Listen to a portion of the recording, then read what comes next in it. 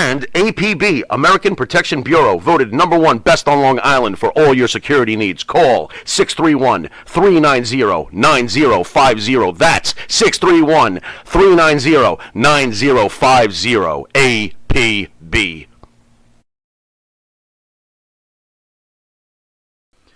You need a body shop? You need engine repair? Auto Excellence, Collision Specialists, 631-261-6420. That's 631-261-6420. Auto Excellence. Jimmy, I gotta take a dump. What? No, I mean I need a dumpster. Well, for all those needs, you need to call Big V Dumpster Rental, Long Island, New York, 631-900-DUMP.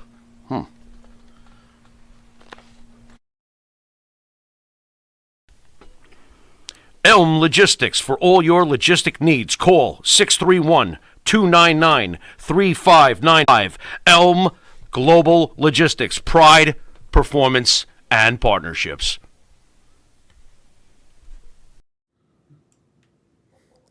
Hey everybody, and welcome to another edition of Wrestling Remembered. This is Bruce, and I'm here with player Benny Scala. What's going on, Benny? And on my other side, Playable, look out for #1, but don't step at #2. And then on the other side of me, over here to my left, we've got What a Day, Joe Lowry. What's going on, Joe? Hey everybody, Joe Lowry. What a day! Happy Friday, right? We made it to the weekend, and looking forward to this edition of Wrestling Remembered. It should be a fun one. It should be a fun one. So, Joe, you all warmed up down there now? Yeah, we're doing all right down here. We're waiting for some snow tomorrow night, or tonight or tomorrow, but we're getting some big action Monday and Tuesday. So we're, everybody's staking out get the snow plows ready and all that good stuff. So yeah, nice. That's what they're talking about here. They're talking about we were getting between 5 and 8 inches Saturday into Sunday, and then I guess next week it's going to warm up again a little. Yeah, this way. Of course, why not? Yeah. A hooker's delight, 5 to 8 inches. I knew he was going to say something like that. I just knew it. I just knew it. I can't disappoint. Never does. Well, what do you guys? What's going on with you guys? What's new and exciting, Benny? How's all the shows going? You're a man of a million podcasts now. I tell you what, all the shows are going great, but the one show I'm really getting very excited for, and Joe can chime in on this, is we do that true crime, and I haven't done it in a couple of weeks. The reason why is because the episode that we're working on regarding Whitey Bulger, or Bulger, as they would say in Whitey, Boston, Whitey Bulger, it's taken a lot of research, but I've gotten a very pleasant surprise in that Joe and Phil, the Mr. President, Mr. Thursday Night, are both very, big, passionate. I don't want to say fans of Whitey Bulger, but very, very knowledgeable. Having grown up in that area when Whitey was, running Boston, so they're going to be joining us. So I think this will be, first time True Crime has a panel, and I'm really looking. I have read 414 pages of a 451 page book. And I'm absolutely fascinated with this guy. Oh, yeah. I knew very little about him before I started, but man, oh man, what a character! Yeah, Whitey was a big kingpin back in the day, definitely 70s, 80s, and obviously before he took off in the 90s. But he's got a very, very good story. Black Mass, I think you're reading. Is that what it is, Benny? Well, the book is, I can't think of the name of the book, but it's written by Cullen, I guess the guy's name is, who worked for the Boston Globe. But I will be watching the Black Mass movie. Yeah, that's a great movie. Weekend. Yeah. Johnny Depp did a lot of research for that movie as well. So Black Mass, the movie, is pretty spot on when it comes to the Whitey Bulger stories and all that stuff. So, he lived in my hometown, believe it or not. So, we got Benny and 3 Bostonians. Well, I'm really, really excited. This is going to be. You better next watch week out. Sometime. Listen, you got three Bostonians and a New Yorker. I don't know, Benny. Hey, but it's for a common good. So I got your back if you need it, though. Don't worry. All right, thank you. It's for the cause of entertainment. So, and I love all 3 of these guys. So I'm really looking forward. It's going to be next week sometime. We, just got to coordinate everybody's schedules, but it's going to be Sure. I predict our best episode yet by far. No, I Oh, can't. yeah. I It'll be can't good. wait. You guys are doing great, and I know Phil and Joe are going to definitely bring something on to the show. Oh, yeah. that definitely. firsthand knowledge we just heard from just chatting in the back rooms yesterday. So it was great. Can't wait for that. Yep. So Joe, And I can't say enough, and Joe, I'm sure Joe will agree about, and you will too, Bruce, about the 30. It's The what I 30. look forward to every Thursday night. I have so much fun. It's almost illegal. I mean, Yeah. I get to talk about wrestling. I mean, nothing, very few things in life were better than that. And Okay. it just, the whole format of the show, you throw out a question, we don't know what it is. Now we got to scramble for 90 seconds and try to sound intelligent and entertaining. Yeah. It's not easy. Hopefully we make it seem easy, but I can tell everybody out there it's not. But the other thing is it's fun. And I absolutely love the interaction in the chat room. That's what makes it even better. And there's no other show out there like this. So Correct. This is not only innovative and creative, but it's unfiltered. We don't know the questions. We log on, we zoom in and all that stuff. And unlike the news shows that you see on TV and everything like that, they already have the question to 30, not them. We get them. It is either live or die with the answers. So good stuff there. Looking forward to that every Thursday night. yeah, I see Maria Davis is waiting for the snow to come, and I think Maria's in Pittsburgh. It sounds like most of the country is going to get buried in the next couple of days. All right. Loose Cann's in the house as well, and Matt Holland's there. All right. Thank you, all right, everybody. cousin And Joe Matt's Myers. there. There you go. Joe Myers, everybody in the house. She's the baby cakes of Yep. the Monte and the Pharaoh family. That's for sure. So happy Friday, everybody, and welcome. Thanks for stopping by. And thanks for being here. Much appreciated. So Nice.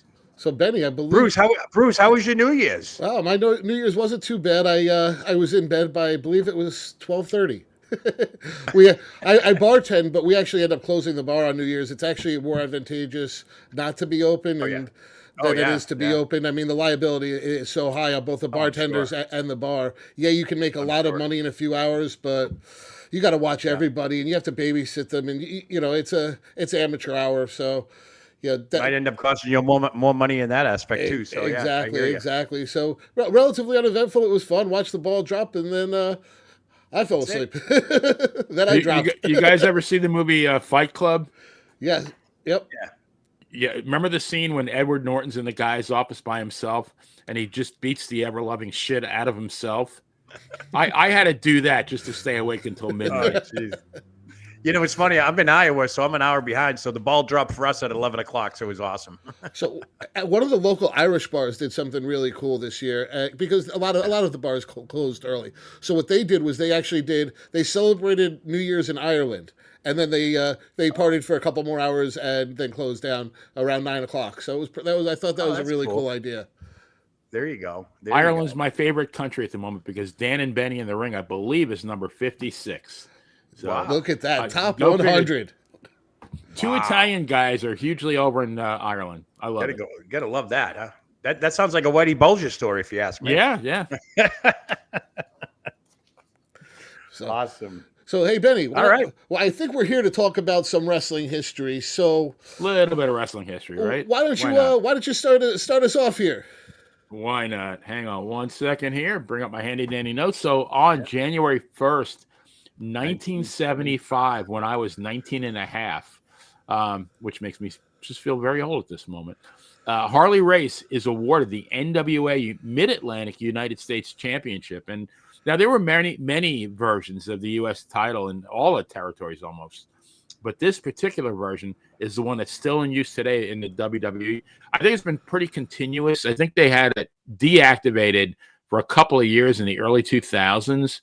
But, number one, Harley Race had won the world's title in 1973 from Dory Funk Jr., and then he won it again the second time in 1977 from Terry Funk. Right. But the roll call of those who have held this title, I mean, if you went down the list of those who have held this version of the U.S. Title, you could fill 10 halls of fame easily. Yeah, definitely. It's a stepping stone title, right? Pretty much. It always was. I mean, and that's really not the case anymore. Like the U.S. title right now, it's just a prop. Yeah. It's sad, but back in the day, it was and even like not this version of it, but like the Detroit version, which Sure. was held between Brazil, and the Sheik, Bubba Brazil, and occasionally Pampero Firpo. That Right. was another prestigious one. I mean, you had the let's see, I'm trying to think. Well, you had the Mid Atlantic one. You had I guess WWE at one point had a U.S. title. It just Yeah, it had the it's kind of flag. lost its It had luster. the flag on it, like a red, white, and blue thing, and all that. I have the actual current version behind me, which is, I don't know, more of a takeoff, almost like the big gold meets the eagle versus the actual U.S. title from, I don't know, the 2000s or whatever. But pretty generic. But I remember the titles back in the day. Sergeant Slaughter and all them had it. It was actually the United States of America on the belt. Yeah. That was pretty cool. I first saw that in '81 in a wrestling magazine. I was like, wow, that's an actual wrestling belt? That's pretty cool. Yeah, I mean, back then a title meant something. If you had a title, that meant that the promoter, because back then it was a very simple formula. It was fannies in the seats. That's how they made their money. So if they knew that you were going to draw, they'd keep a title on you. And plain and simple, they weren't props. They were, I mean, I guess they were in that sense, but they were only put on those who they thought were, could carry that belt and draw money. In his career as the King Harley Race, you hear the stories of his dominance, and he was a cool, arrogant character from the Heenan family. But unfortunately, it was that end of his career, he didn't have as much left in him. But then you go back and you hear the stories of what that guy used to do. Yep. Yeah. Go ahead, Joe. No, I mean, my memory of Harley Race, obviously, I've seen him in the wrestling magazines. I didn't see him a lot. I saw him on TV, of course, in Georgia Championship Wrestling and all that. But when he came to the WWE and he was the King Harley Race, even when he took off the King hat and the robe and all that, he turned back into Harley Race, the professional wrestler. And he was just unbelievable for his shape and size and doing the stuff that he did. Those choreographed knee drops were just amazing to me. Going back then, like how he would make it look so real, yet it was performance based, and he was just great at it. I always marveled at his matches. That, and he did this headbutt where he kind of just stood up, and it was like a plank of wood falling. He didn't bend. He just and he would headbutt the guy, usually on the shoulder. But man, oh man, what a move that was. But now another fact about Harley Race though was Vince Jr. apparently when Harley was the reigning NWA champion, offered him $250,000 to jump to the WWF. It was in '82 or '83, and Race turned him down. I mean, he went up going later on as the King, but I mean, man of very high integrity. I mean, to me, the epitome of a professional wrestler was Harley Race. Oh yeah, he was, and nobody was tougher than him. Yeah. And Loose Cannon says he remembers Race beat up Butch Reed backstage in WCW. And that was no easy task, I would say not. Butch Reed was a mammoth of an individual. And Luce also says the WWF IC title meant something. I mean, for a long time it did. When you're talking about when Tito had it, when Morocco had it, when Valentine had it, when Patera had it. Morales, any of those guys in my mind at any point, or Pedro, could have been, they could have upended the WWF champion, and it would have been very believable. Yeah, I think that was when I interviewed Don Morocco a few years back. And he said the job of a champion, of the Intercontinental Champion, was to put over the Backlund challengers and all that stuff. And that's what they did. He would go, he would do his deal with Backlund and all that stuff. But anybody that wanted to get to the Intercontinental title, whether it was a heel or a babyface, it was always offset. You never saw, I think Pedro and Backlund held it a couple of times together, but they always tried to get that bad guy in there. So the good guys had somebody to go up against in main events and all that stuff. So Morocco was to me, a very believable guy. And if I had heard that he beat Backlund, I would not have been the least bit surprised. No, I mean, some of those classic encounters, I sat through a 60-minute Iron Man match before they were called Iron Man matches. They had the 60-minute time limits at the Garden on a sweaty July night. Those two wrestled for an hour, and they probably lost about 10 pounds each. Morocco was dripping sweat, so was in Backlund. Morocco, I would say, easily was my favorite wrestler back in those days. He was awesome. He didn't need the Grand Wizard. He was great on the microphone. He had that tape thumb, the Asiatic Spike. He had the looks, he had the build.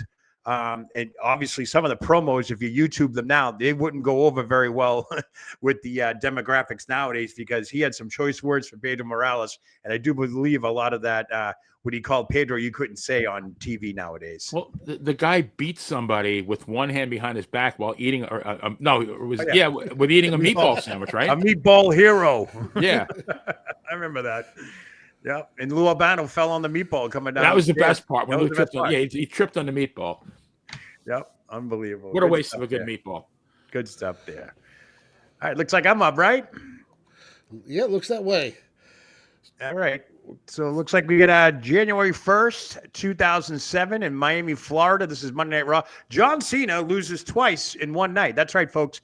In the opening match, Cena gets pinned by Mr. Britney Spears, a.k.a. Kevin Federline, in a DQ match. That was horrendous. Of course, Umaga and Johnny Nitro, they interfered on his behalf, so that was pretty cool, I guess.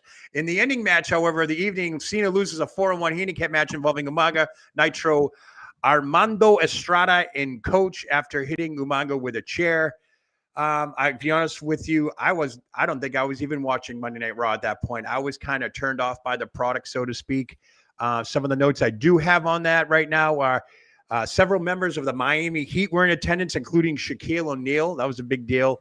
And I guess Todd Grisham had the big interview of the night, interviewing Kenny Dykstra backstage regarding Ric Flair and extending his hand to him 2 weeks prior, with Kenny saying death comes in fours. James Brown, President Ford, Saddam Hussein, in Ric Flair's career. So that's the highlight of that night on Raw back in 2007. Honestly, that was a tough time for the WWE, I think, coming out of the Attitude Era. They didn't go public with their stock yet. They were still trying to rebrand themselves as a family-orientated company and so forth. And I don't know. What about you guys? Do you guys, Bruce, this is probably your time, right? You were watching back in 07? No, this is when they were, I was in my mid-20s, and no, they were pushing me away. I didn't want to watch kid-friendly TV. It was tough.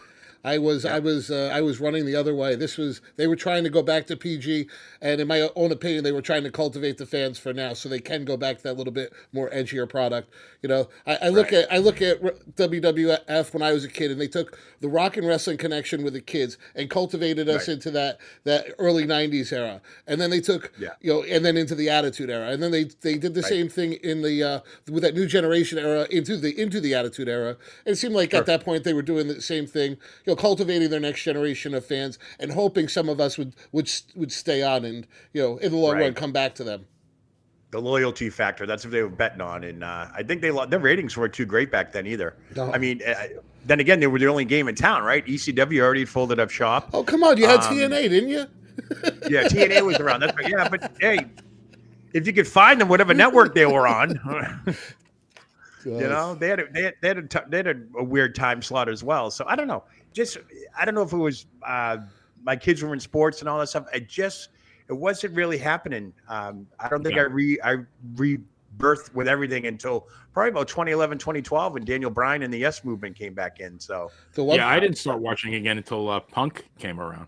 Yeah, that's probably right at the same time. Yeah. Right about that time. So the one thing I just have to disagree with you on is, you had the match of the year candidate there with Kevin Federline and John Cena. I don't know what you were talking about.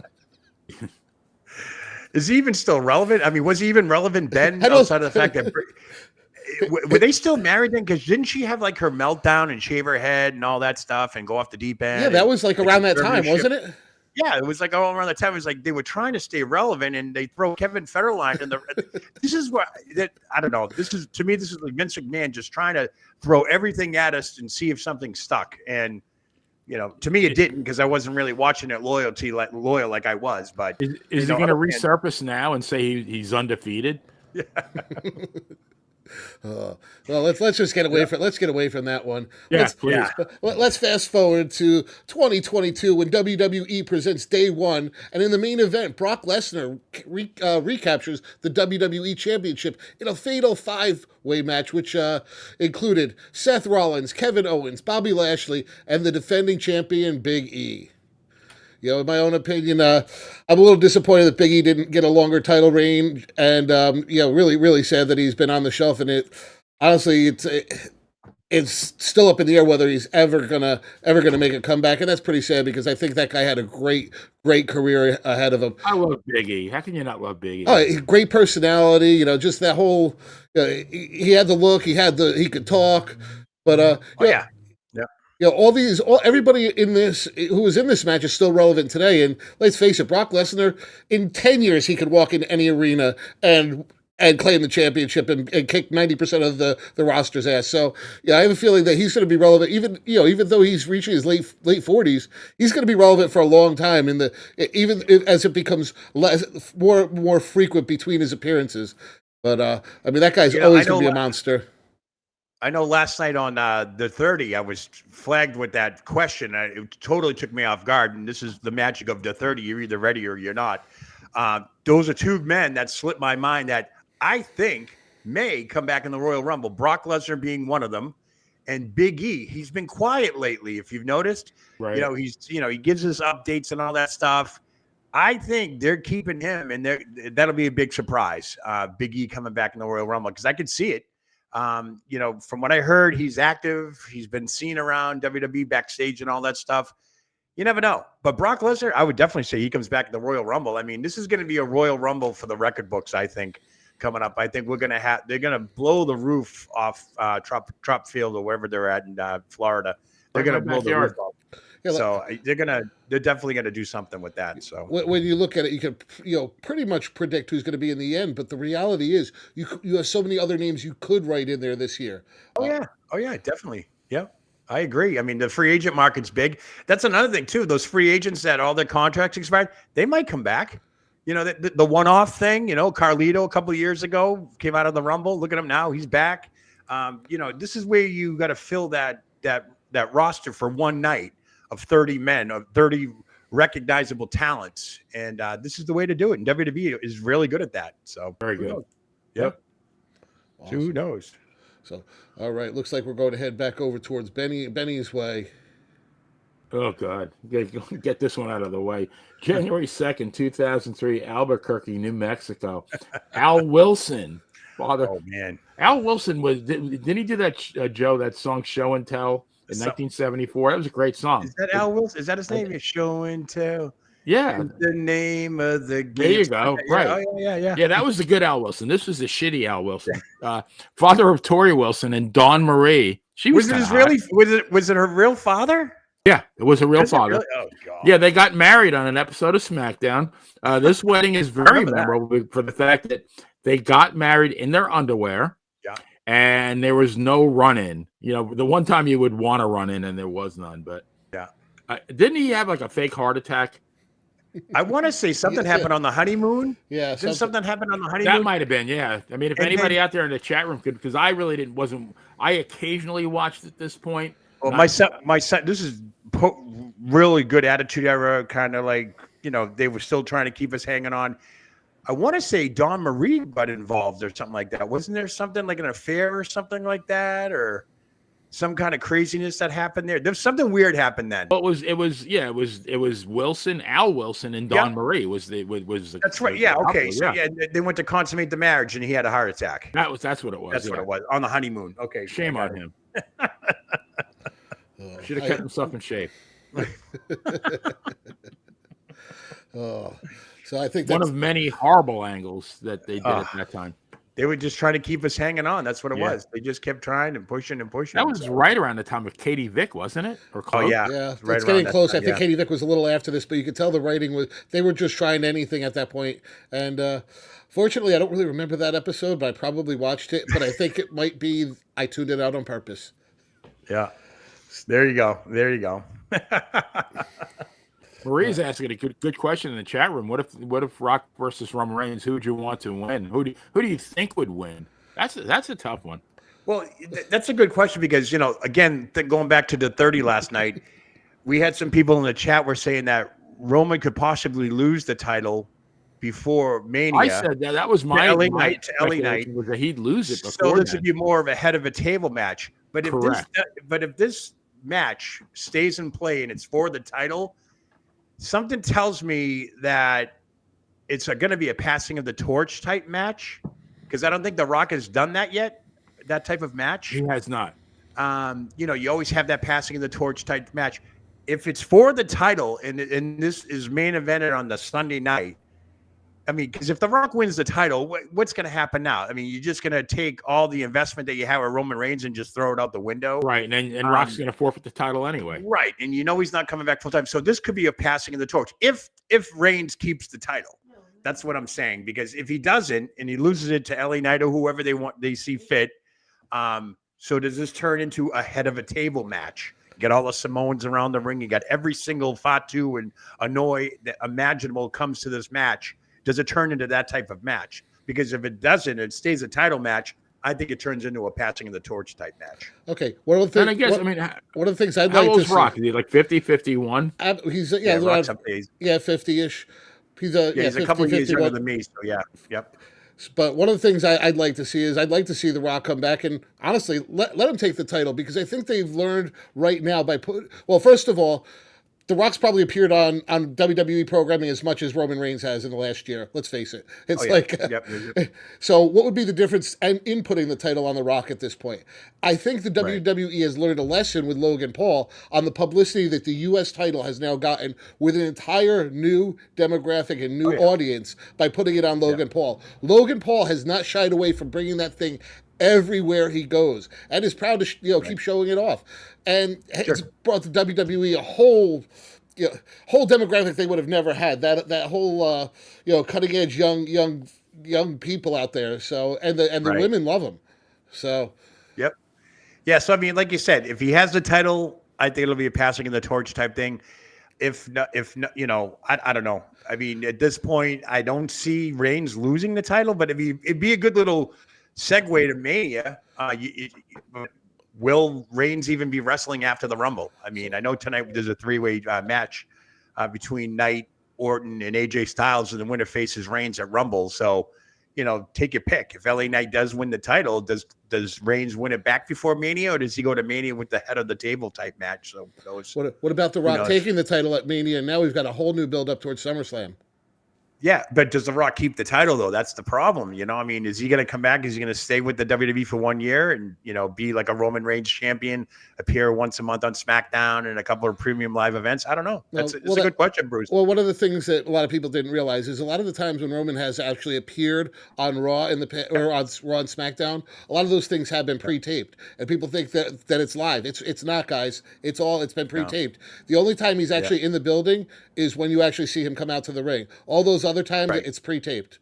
So of course. He's only been there a handful of times in the past year. Yeah. And I think now with the heightened awareness of him not defending his title, not being on TV a lot, I think that's a strategic plan by the WWE, because maybe come now after or towards the Rumble and after that, we will get our dose of Roman Reigns weekly or bi-weekly, or even, cross appearances on Raw or even NXT or something like that. So hopefully they're going to listen to the fans, because I don't think Triple H is a big fan of his champion, Universal Champion, not being on the flagship shows. I mean, I know Vince, this might have been Vince's idea for all I know, but you're the Universal Champion. You're the face of SmackDown, which, by the way, we all know is now moving to the USA Network of October of this year. They paid $1.4 billion for it. So they sticking it to the USA Network of a Fox network right now because of that. Who knows? I don't know. But I think we're going to get a good dose of Roman Reigns between now and hopefully Mania once the Rumble takes place. Oh, sounds good. Listen, let's take one more subject and then we'll move on to a quick commercial break. So on January 2nd, 2008, an agreement is reached for the distribution of Chris Benoit's estate. Wow. So the estate was to be divided equally between Chris's 2 children from a previous marriage and the family of Nancy Benoit.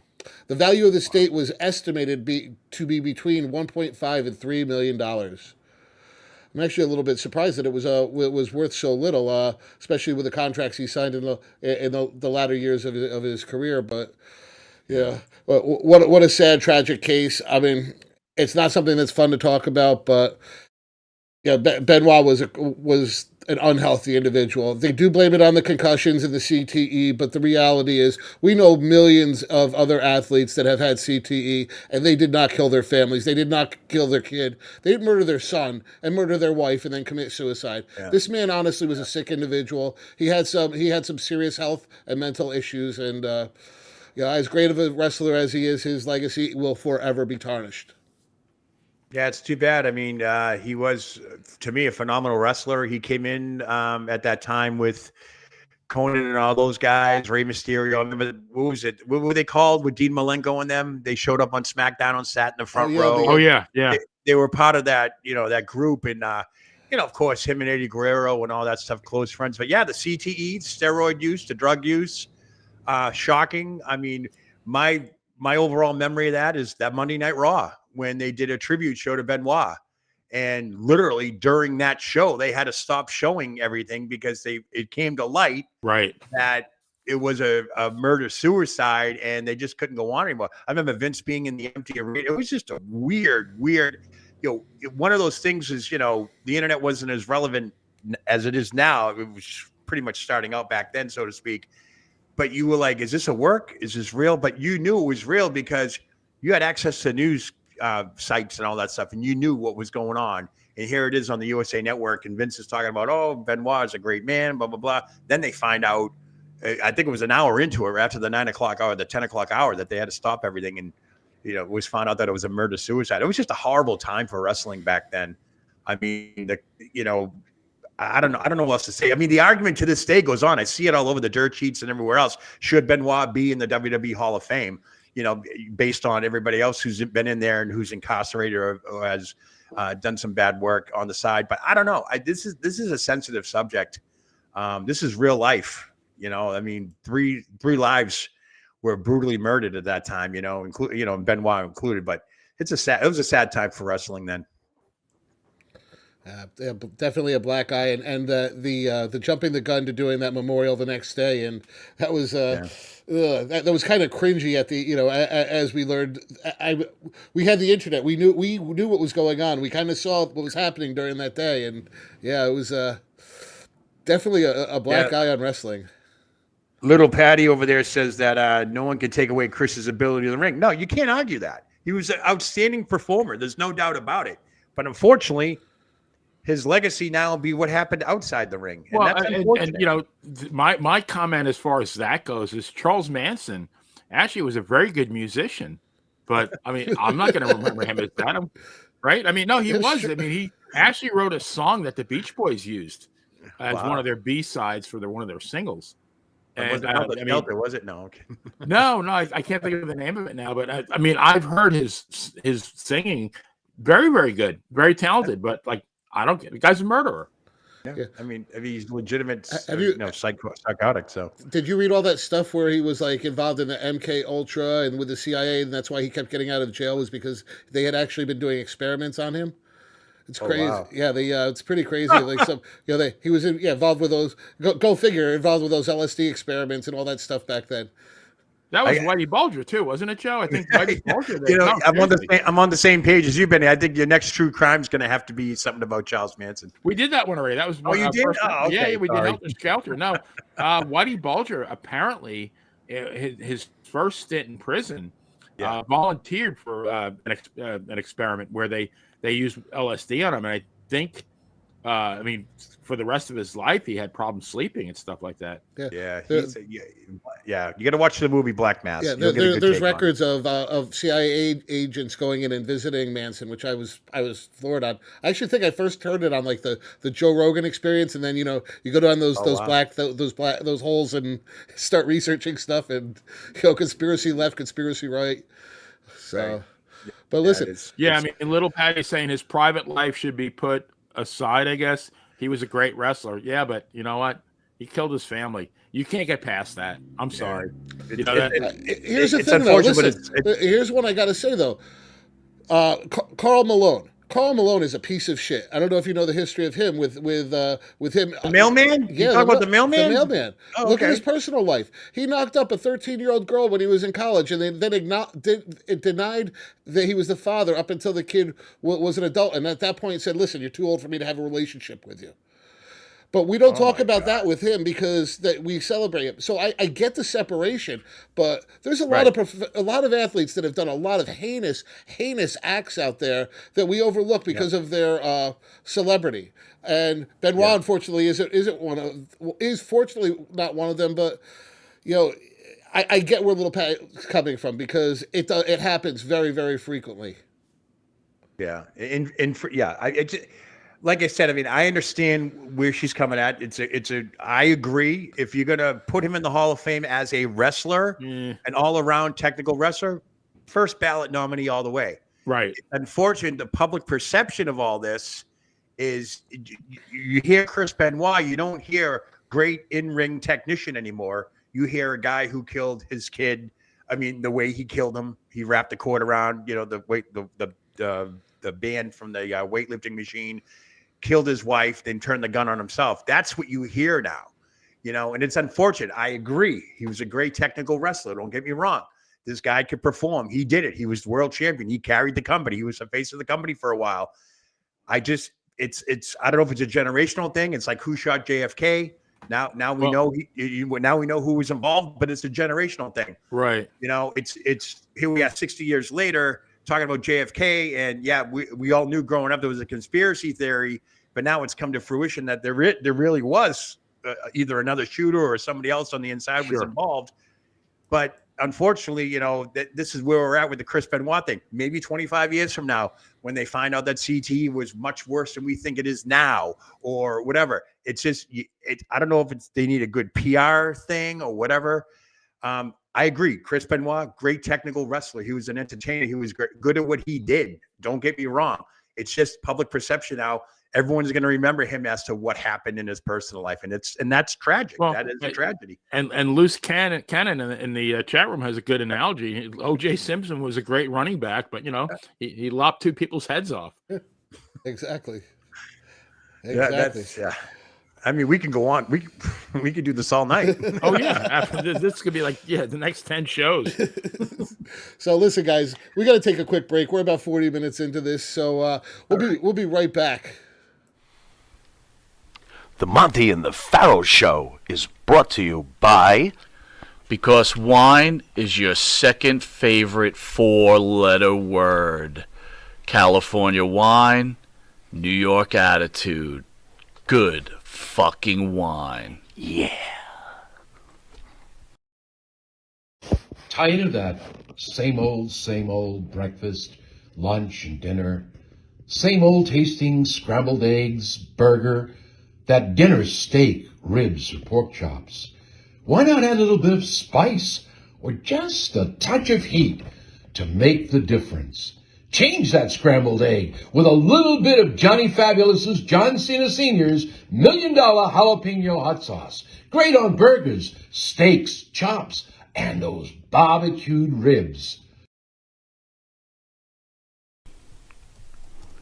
And Nitro's Garage for all your automotive needs. Call 646-675-2349. That's 646-675-2349. For all your automotive needs, Nitro's Garage. Ask for Jack.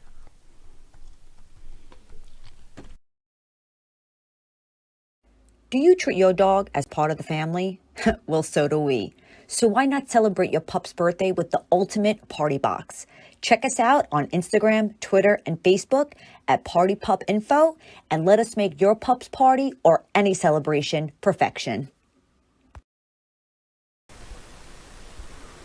M&J Video Games and Collectibles. Sport and non-sport cards, wrestling items, autographed items. We buy, sell, and trade. M&J Video Games and Collectibles, located at 1049 Queen Street, Southington, Connecticut. Call us at 1-860-479-9223 or 860-93-GAMES. M&J Video Games and Collectibles. Go. Hey, everybody. Welcome back to Wrestling Remembered. I'm What a Day Joe Lowry, along with our co-host, Benny the Playa Scala. And, of course, Bruce Butler controlling the engine room there. He's trying to steer the ship right today for us. So we're talking Wrestling Remembered, of course. Thank you, everybody, for joining us. You see everybody in the chat here. We just had a lively discussion on the Chris Benoit situation and so forth. So we're going to segue that into, we're going to take it back to January 2nd, 2009, Washington, D.C. We're going to get a little political on everybody now, but the Congressional Oversight Committee's report on the use of steroids was filed with the Office of the National Drug Control Policy. The letter, which was filed by Senator Henry Waxman, states that 40% of WWE talent tested positive for steroids and other banned substances. 23% of TNA, actually 25% of TNA talent tested positive for steroids or other banned substances as well. Chris Benoit tested positive 3 times prior to his June 06 murder-suicide of his family. Nothing came from this investigation. And the 2 main reasons I found out that probably nothing came from this was Henry Waxman, the senator who was leading the investigation and all that, was chairman of the House Oversight Committee. He actually switched committees right in the middle of all this, believe it or not. And things got filed. Certain senators didn't want to touch it. But I do believe the second asterisk here might have something to do with it. Vince McMahon's wife, Linda McMahon, announced her run for Senate. And by the time this all came about, this thing was basically squashed before it went anywhere. They were asked about it.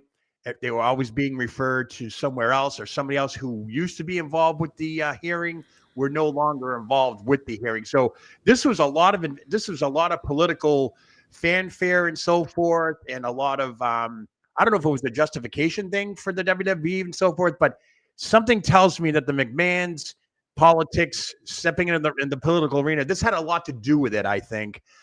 Because, like we said, nothing came from this.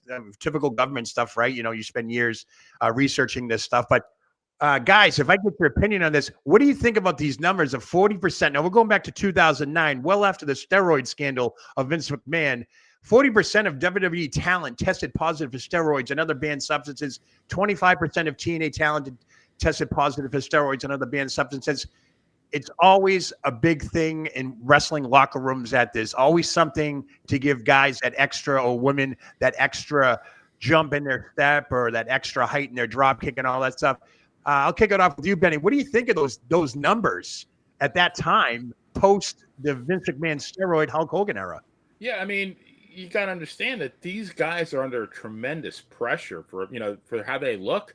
I mean, this is not Kansas City in 1981 where you have Bulldog Bob Brown, who looked like, somebody took his bowling shirt off from the Wednesday Night Beer League and put him in a ring. I mean, these guys, they had to look jacked. And I mean, as somebody who's lifted weights since 1988, and I wish Phil was here to chime in, but yeah, you can only do so much in the gym. I don't care how dedicated you are. Yeah. Now in my case, what I do in the gym is perfectly okay. That's all I need. But I'm not I'm not in a ring every Friday night or every Monday night. So right. You need that little extra bump. I mean, steroids in bodybuilding have been predominant for years and years and years, and it's one of those things where it just seems everybody looks the other way, until you have something like a Benoit where, he tested positive, and not only did he test positive, I think he was like off the charts. Oh yeah. Like it was, the metabolic steroids were like through the roof. I think that was in his bloodstream, for God's sakes. Right. Bruce, chime in on here. What do you think of those numbers? Okay. 40%. All right, I'm actually surprised that it is so low. We have to take a look at steroids over the generations, though. Back in the 80s and the 70s, we had anabolic steroids that really, really were horrible to the body, and you saw the results to the livers and the other organs later on in life. Fortunately, steroids have evolved, and some of them, there's almost like kind of a gray area between stuff that's good for you, almost really good for you at this point. It's gotten to be a gray area. At that point, that's when it really was a gray area. Yes, they're performance enhancing, and they did it for the bodies and stuff. But I'm surprised more people weren't doing that. Look at the physiques that were expected. People were expected to have. It's hard to get there. Plus the performance every day. People just say, think steroids for just for the look, but don't forget they're also there for the recovery. So that's another aspect of it. So under doctors' guidelines, I know lots of people that have used steroids in very, very positive manners. So Sure, no, it's a gray area. 40%. I mean, let's look at the what the expectation of the WWE wrestler was. So I can right. see that definitely being a higher level. Now, what I want to know is what the actual rates of other drug use was. The somas, the painkillers, all those other things. The banned substances were right there too. Because if you notice when the report comes out, it was, okay, 40% were on steroids. It wasn't a banned substance. They were all doing it. But what shocked me about this whole thing was after the Vince McMahon steroid scandal, like Vince McMahon almost went to jail. Right. For he was looking at 25 years plus, and to go ahead and play with this type of fire, especially in your organization, and we're talking 2009. We're not talking 92, 93, 94, and all that stuff. We're talking 2009. We all know we've already lost Mr. Perfect, all those guys. Everybody died. That one gym in Tampa, I think, Benny, we were talking about that one time where they had the same steroid use and all those wrestlers died. I know Mr. Perfect was one of them. I think Road Warrior Animal or whatever, Hawk was one of them as well. But we're talking 09 now. This is years later when everybody knows they're on juice and all that stuff. Why would they even play with that? That's the thing. And he's trying to go public at this time. I think they were starting to do their IPO or at least a couple of years later. Why would you even mess with that? That's what perplexed me with all this. And I think that political aspect of it with the Congressional Oversight Committee and them finding those stats and then it going nowhere. And then Lyndon McMahon trying to step into the political arena. And then, of course, a few years later, the WWE goes public with their stocks. Something, this is behind the scenes stuff here. It's shocking to me when you think about it. And of course, it's not just restricted to wrestling. Look at baseball. Look what happened when Jose Canseco, said that these guys were on steroids. Everybody really they ganged up on him. But as it turns out, everything he said was true. Of course. And Roger Clemens still lied. He won't get into the Hall of Fame because of it. Mark McGuire didn't lie, and he's in the Hall of Fame. Yeah. So it's one of the worst. Because like a guy like guys like McGuire, guys like Bonds, guys like A-Rod, that they would have even without the the PEDs, they would have made the Hall of Fame, and now they're not going to make it, which is it's sad. The one that really what was shocking was when Lance Armstrong and when he came out, and especially as he had ruined all those other bikers' careers that were trying to come out against him. He ruined their careers, and then it comes out years later that he was a supplier. It's crazy. Yeah, it's great. And Joe Will's got some comments here too. Oh yeah, look at that. He's 60 years old, been working out since the 80s, never used performing-enhancing drugs, and don't require medication. All kudos to you, Joe Will. And yeah, steroids have been around since the 50s. Look up Alvin Roy. He was the first NFL strength conditioning coach for the Chargers. He first used them in the 60s. It's when, and Joe Myers even chiming in, gladiators and Greeks used performance enhancers and it was totally acceptable. They called it doping, given the Dutch influence with the dope of choice. Wow. So imagine that. So this has been something that's been around way before my time, your time, and wrestling's time, it looks like. Well, so, it's always been whatever for the advantage. I mean, what was it? It was the speed with baseball in the 70s. I'm sure before that there was something else that they were using to get an advantage. So there's always going to be somebody who's going to push the limits and the boundaries of what they can do in order to get the edge. Well, I'm old enough to have read a book called Ball 4, which was written by Jim Bouton, who pitched for the Yankees in the early 60s and then had a long career, went up with the Atlanta Braves in the late 70s as a knuckleball pitcher. But his book was revolutionary because it exposed baseball. There was like that long, kind of the kayfabe thing that, whatever was in the locker room, whatever went on, it stayed there. In the locker room, and he peeled the curtain back and, had stories about Whitey Ford and Mickey Mantle going out drinking and, Mickey looking at, at women, having sex, you name it. And, but like things aren't the way that things are so much different, I think, than we really think they are. I guess is what I'm trying to say. Well, like I said, I remember growing up, they said, the old joke was, what do you call a Dallas Cowboys huddle? A drug ring. Right. It's like all those stories come out actually doing drugs in the huddle. It's like, it's insane. It's absolutely insane though. I agree with Loose Cannon. Loose McGuire is not in And I agree that Andy Pettit should be in. I hope he gets in. Yeah, Pettit should be in now. That's shocking. Okay. Wow. And Joe Will remembers, I don't remember Bouton pitching for the Braves. Maybe he did. Phil Negro was our knuckleballer. Bouton came his last, I think it was 78 or 79. Ted Turner brought him back from the minor leagues, and he ended his career with the Braves. Not very well, though. Yeah. Yeah. All right. Who's up next? Oh, looks like Benny's back. Here we go. All right. Benny. So January 3rd, 1952. This is kind of odd. In Fort Bragg, California, because when you think of this guy, you think of a completely different state. But James Oklahoma. William Ross is born, Okay. and known in the wrestling world as good old JR. Good old JR. Ross is often cited as one of the greatest announcers of all time. And he first started as a referee in Mid-South. His career spanned nearly a half century. He's currently employed with AEW, where now this is my opinion, and I'm sure I'm going to get maybe some flack in the chat room. I think he's tarnishing his legacy, and I'm gonna quote a specific or cite a specific example. They were in Chicago, and what the hell is that guy's name? Orange Cassidy Pockets is wrestling and with his hands in his pockets and kicking somebody in the shins. And JR said, "Forget about Dick the Bruiser." And the minute he said that, it's like, no, I'm not going to forget about Dick the Bruiser. And the first thing I thought about was, what if Dick the Bruiser came in and came into the ring and some idiot was wrestling with his hands in his pockets and he kicked Bruiser in the shins? What would have happened to that guy? He'd be dead. Yeah, thank you. Or Bruiser Brody. He would have ended the guy. Yeah, I agree. So, I mean, I love JR. Like, I love old JR. I love WCW JR. I love, WWE JR, Mid-South JR. I do not love AEW JR. Yeah, my fondest memory, of course, is him coming to the WWE, him and Lawler, doing the pay-per-views, and the Hell in the Cell with Mankind being thrown off by the Undertaker. And I just remember him. He made it sound like he broke script and said, "Will somebody get off their damn ass in the back and come out and help this guy or call somebody or whatever?" It sounded real. Like that was classic. Excellent announcing. Yes, that sold it for me. I'm like, you're gonna have that because you need that.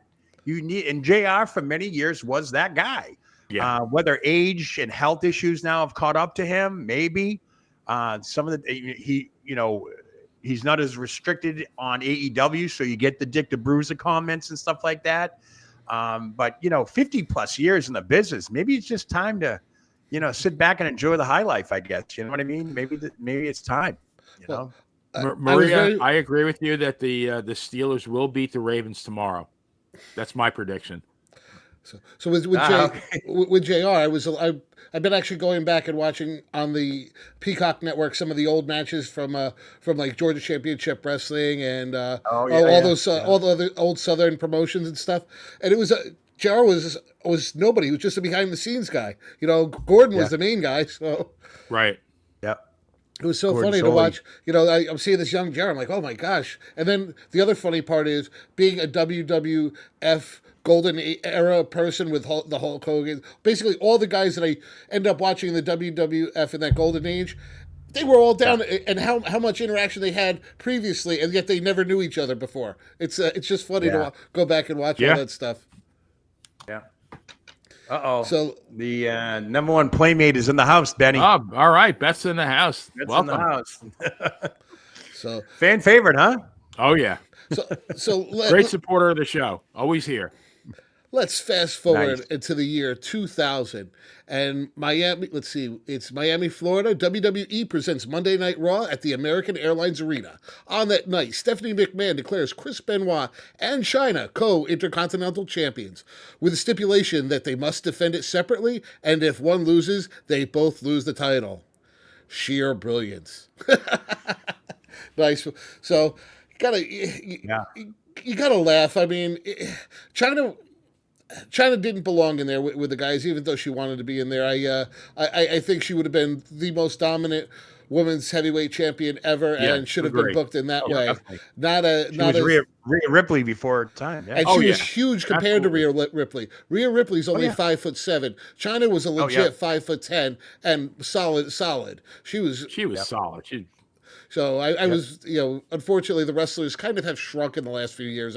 But yeah, that what a concept. And then they ended up fighting for the title at Armageddon when Chris Benoit ended up taking the title. But China was that first female women's intercontinental champion, and honestly, I don't think we should go down that route again. We're having enough issues with. I'm not a fan of intergender. I'm sorry. Maybe What was that match? Didn't she have like a Good Housekeeping match? Yes, that was the one where she won the title from Jeff Jarrett. I'm doing this by memory. I'm not looking this up. Literally, there was a vacuum cleaner in the ring. Yeah, I'm sitting there going, look at the size of this woman with a vacuum cleaner. I'm like, this does not look right. But, obviously it's a Vince McMahon idea, I would have to assume, because he's always in control of everything. But again, I know we don't want to go down that road. I still say she belongs in the Hall of Fame by herself just for being the only woman intercontinental champion. I mean, you can't take that away. I mean, that's on paper. That's lodged in the record books. No, there's no reason she shouldn't be in there. Yeah. My comment is not all the sucking was done by the vacuum cleaner. All right. One night in China. There you go. I love those signs. I was in China once or something like that. I mean, it was just nuts. It was crazy, but whatever. China rhymes with a certain body part, just coincidentally, right? I'm surprised they didn't use that for a title of one. There you go, right? Benny. Oh, Man, you lost the marketing opportunity. Yeah, their oversight. Should have hired the player. All right, looks like I'm up again, right? All right. January 4th, 1999, and what is seen by many as the key turning point in the Monday Night Wars. Hulk Hogan defeated Kevin Nash via the finger poke to the chest. That's right, to win the WCW World Heavyweight Championship on Monday Nitro. Over on the other dial, Monday Night Raw was previously recorded. I know we talked about this last week, which showed a match between Mankind defeating The Rock to win the WWF Championship, which was in Worcester, Mass, by the way. The result of this match was leaked by WCW announcer Tony Schiavone, Schiavo, causing approximately 600,000 viewers. Yes, folks, 600,000 viewers to get up, push that remote, and if you're in my house back then, you turn the dial from Nitro to Raw. WCW never claimed another ratings victory again and was pretty much out of business 2 years later. As we all know, Vince McMahon bought them. I know we talked about this last week, but the Mankind Rock match was taped the week prior, because back then they taped Raw one night. They were live one night, taped it the next to show the following week. Of course, I do believe this is one of the last pre-recorded Raws, because, like I said, what happened after that, they went on to rating success after that. It's basically what they did. They went on to rating success. My biggest thing here was why the stunt that was pulled. I want to say, obviously, it was Eric Bischoff's doing to have Tony Schiavone announce that, because why would you even break kayfabe like that? I know the wars were that tight back then, but why would you want to ruin if everybody else, especially now in your own company? I mean, they committed suicide basically doing that, and they I don't know. missed so many opportunities. My favorite opportunity you're ahead. Shut your mouth. Just let your own product do the talking for you.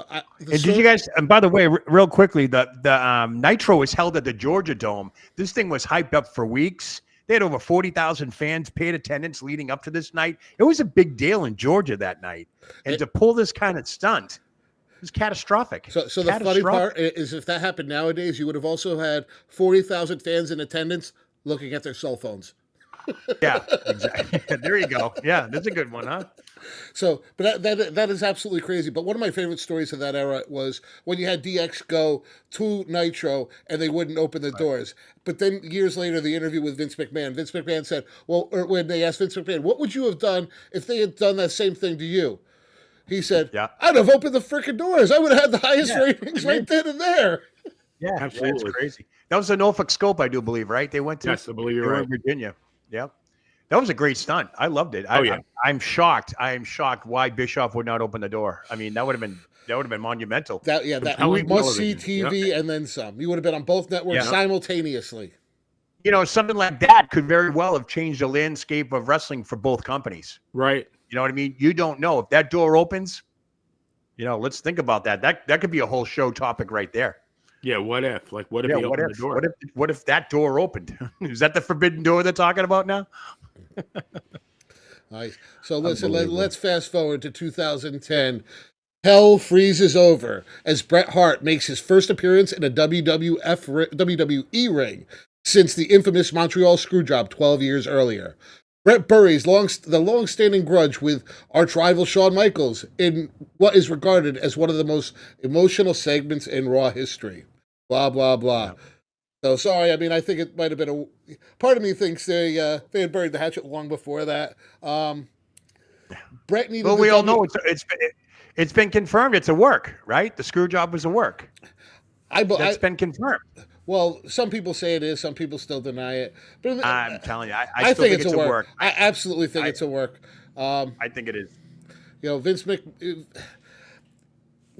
is not that stupid. He definitely would not have let Bret get to that point with that title. Right. But at the same time, let's face it. At this point, Bret needed the WWF or WWE. The WWE did not need Bret. Bret was nobody. Right. WWE was building long range stars. This is an opportunity for Bret to make some extra money, getting into a Legends contract. Hall of Fame. Yep. All that. That's about it. That's all it was. WWF did not need him. He needed them. Yeah. I genuinely think that the Hart family, especially Stu when he was alive, they weren't big fans of Vince's style of wrestling and his approach. Obviously, they're old school, the dungeon, all that stuff. But they couldn't. I think money spoke volumes to them, so they put aside that pride thing with the wrestling to because I remember Stu Hart was at ringside for something, and I'm like, wow, Stu Hart's actually at ringside for a WWE event. That's crazy. Like, similar to Vern Gagne. Vern Gagne wanted to kill Vince McMahon. I can only imagine what Stu Hart wanted to do, especially after the I hate to say it, but the Owen Hart tragedy. So yeah, that's a tough one. Yeah, didn't Vince also screw him out of the initial payment for Stampede? Oh, something like that. Yeah, it was crazy. Yeah, I think he was supposed to give him $1 million, and he never paid him. Yeah, there's a lot of stories out there like that you can, like the Karl Malone story, Bruce. Just start researching, right? Yeah, it's crazy. I had no idea about that. Wait till you guys read that. And guy now. Yeah, it was a sad thing because I was a Mailman fan. He had Stockton. He had Stockton back in the early '90s. I mean. Stockton, you put the ball on the floor. He's stealing it or passing it. One of those two things is going to happen. It's crazy. He was unbelievable. And, the Mailman would not have the amount of points he has if it were not for John Stockton. Right. Apparently delivered a lot more than the mail, right? Manny, you're on fire tonight. Gee. So let's fast forward to January 5th, 1998, where Stone Cold Austin stuns virtually the entire Raw roster in preparation for the Royal Rumble a month later. Well, this was probably one of the first times Stone Cold that stunned everybody in the ring. It definitely wasn't the last time because anytime you were in the ring, you were going to get it one way or the other. Even if you were going to drink a beer with him, guess what? The second you finish that beer, you're getting a kick to the gut. Well, this is this is January 5th, right? Yeah, January 6th, 98. Okay, so that was the road to WrestleMania. Because I went to WrestleMania 14, March of 98, where he won the title with Tyson and all that stuff, and Shawn Michaels. So obviously Stone Cold, we are at the height of Stone Cold era right here. This is must-see TV, Monday Night Raw. What's Stone Cold going to do? Who's he going to stun? I mean, the list is endless. I mean, we should probably do a show on everybody that Stone Cold Steve Austin is stunned. Let's make a list, because if anybody was a guest star on Raw, they were stunned. They learned how to take that bump. They were gonna get stunned. There's no doubt about it.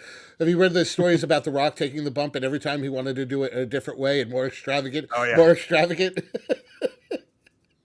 But you know what? It never got old. I don't care how many stunners the guy did. It never got old. We marked out every single time. And I always think about it like, if you put anybody else other than Stone Cold to do that stunner, nobody could sell it. Nobody could do it. It has to be Stone Cold. So I can't see Mick Foley doing it. I can't see Shawn Michaels doing it. Like, just say, pre Stone Cold era. Could anybody pull that off? No. Stone Cold was the only character to this day that could probably pull something like that off. So do you realize there's so few characters that could walk in the door today and do exactly what they did 20 years ago, 30 years ago, Yeah. 40 years ago, and still get that same pop? And the list is few. What do you have? You have Hulk Hogan. You have The Rock. If anytime he walks into the arena and says anything, the crowd. Stone Cold Steve Austin. I mean, I can't put Cena in that same bout because he doesn't always get the pop. Outside of those three, who else could you possibly put in that? I couldn't. Big John Studd? I don't know. I Golden Terror. Yeah, the Golden Terror. Or what do you call it? Wasn't that We're Pete talking Hardy? so many years after these guys were relevant that they can still come back, and the fans chant the exact same thing. Well, wasn't it 2 years ago, WrestleMania, Stone Cold came back and stunned everybody or whatever? Yeah. When they went to Dallas, But AT&T Stadium. The glass, Look at the pop you got then. That was insane. yeah, the glass That was breaks, the fans go nuts. Yeah, Yeah. glass. Yeah, Do you when you smell hear the what The glass Rock- at your ass. Do you Oh, smell yeah. what The Rock is cooking? The fans are going to pop. We're 20 years since these guys were relevant. Yeah, that's because I think we're at that point. Well, we've been at that point where these were genuine stars in the making, and were allowed to do what they could do at the height of what it was like lightning in a bottle. Now they're just constantly trying to manufacture this type of talent, and it's not working to the point where they have to put in fake crowd noises just to get the pops. You can't do it. I don't know what it is. It's a God-given thing, maybe. I don't know. I You have can't to. teach it. They're trying to manufacture it. You can't manufacture emotion because, back in the day, Stone Cold was positioned as the anti-hero. He was a guy who flipped his boss off and assaulted. I mean, how many of us wanted to do that, but we couldn't? But here is a guy who's doing it every week. Yeah. So we got invested in the guy. Now, I mean, there's really nothing. What can we get invested in? It's nothing. It's too busy manufacturing. It's too much money. It's like It's gymnastics. and it becomes so watered down that if it does get over for one night, they're going to saturate the product and the media with it. And now with social media, this is the problem I think we're going to face with the returns of CM Punk and The Rock and all that stuff. If the WWE has this great momentum now going towards the Rumble, how are they going to up the ante? Now everyone's tuning in. They're probably watching SmackDown right now going, we want to see the next surprise. And the one time they don't get that surprise, the letdown happens. A case in point last night, Triple H was rumored to make this big announcement on Peacock last night regarding the WWE. No announcement came. The only thing that came out was a press release saying that NXT and Money in the Bank's going to be in Toronto. That was it. That was like a letdown. People were they were hyping it up. WWE Network, Peacock, everybody was hyping it up, and there was no announcement. So, I don't mean to get sidetracked with that, but I'm tuning in now, and I'm taping all these shows, and I want to see the reaction. I want to see, but if it doesn't happen, you've raised the bar again. Where do you go from there? You've had two major returns now in a month: CM Punk and The Rock. Where do you go from there? What happens now? If you're bringing back old talent to get everybody's attention again, I feel bad for the rosters because they're not doing what they're supposed to be doing, and you can't manufacture it. But here's the problem, as I see it, is they're not fans anymore. Everybody we are wrestling fans. Right. We watch wrestling with emotion. It mattered to us. These people, I don't want to say generalize, but the average fan who watches now, they don't consider themselves a fan. They consider themselves like an analyst because they have these opinions that they break down everything on Facebook and they get in these huge arguments. And we didn't approach it that way. Like when Bruno was in the ring, my heart was in my throat. Like, damn, is Bruno going to lose tonight? Yeah. And people will never have that kind of emotion anymore. Yeah. Well, it's a different era. I get it. It's a different generation. I've been around. Obviously, Benny, you've been around longer than me, wrestling fan wise. Bruce, you had a different era. I had a different era. I've gone from 1981 to now and seen the sport just change. Some for the good, some for the bad. Do I want to go back to the days of Saturday morning at 10 o'clock, listening to Jim McHugh announce my favorite wrestlers? Sure, I'd love that. But is the product a little bit better today? Sure, sports entertainment and all that stuff.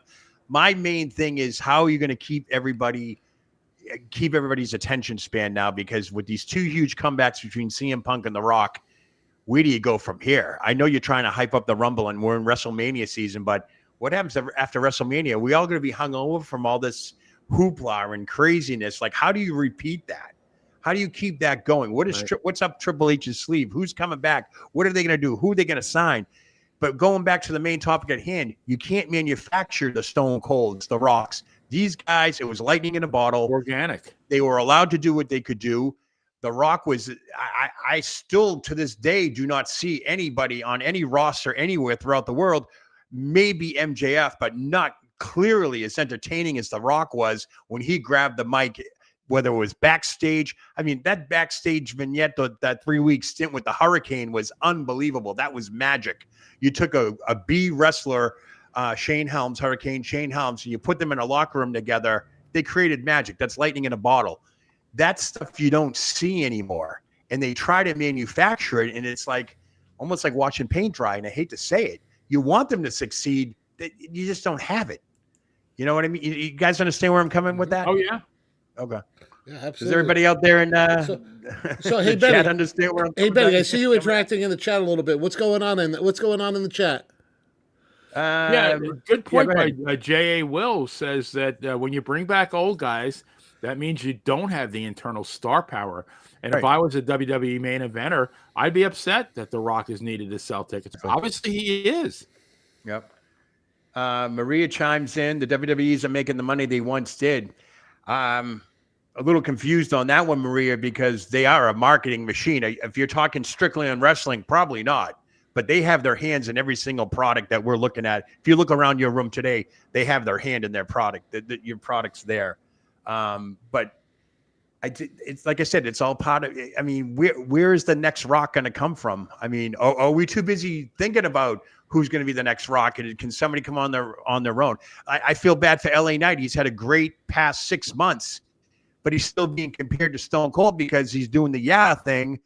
And we've heard it before with Stone Cold and with the what and all that stuff. So, new, fresh, and exciting is something that we need. I love the nostalgia. I love people coming back and so forth, but I just don't, you can't manufacture it. It's tough. I mean, there's got to be somebody out there. I think MJF may come close, but it is what it is with him. He's going to be out for a while. He's going to torn labrum. So I don't know, guys. And I disagree with you on the MJF. MJF is a phenomenal on the mic.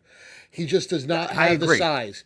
The guy is only 5'7", 5'8", 5'9". He's not big at all. When you see him stand next to John Cena, I think Cena's 6'1" or 6'2". Yeah, he was so much smaller than him. He's going to end up being in that same boat as Johnny Gargano.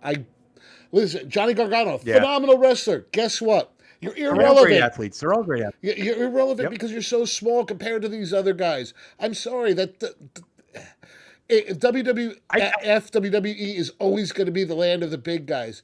We're only going to have so few Rey Mysterios out there. So right.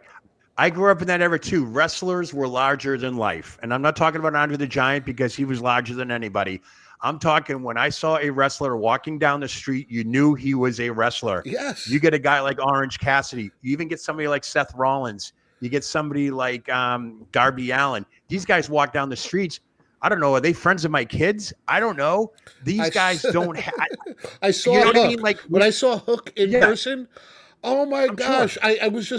I'm like, all right, this guy is probably that's Taz's son, by the way. Yeah, he's probably an inch or two shorter than me. I'm not big. I'm 5'9", a little over 200 pounds. I'm not a small dude, not a huge dude. I dwarfed Hook. It's all character based. Yep, it's all character based now, which is great to a point. But let's make it realistic. Yeah. Listen, you can have a big mouth. That doesn't mean you're going to be a tough guy. I know plenty of tough little shits that get their ass kicked all the time. They just have that mouth and they're not afraid to get their ass kicked.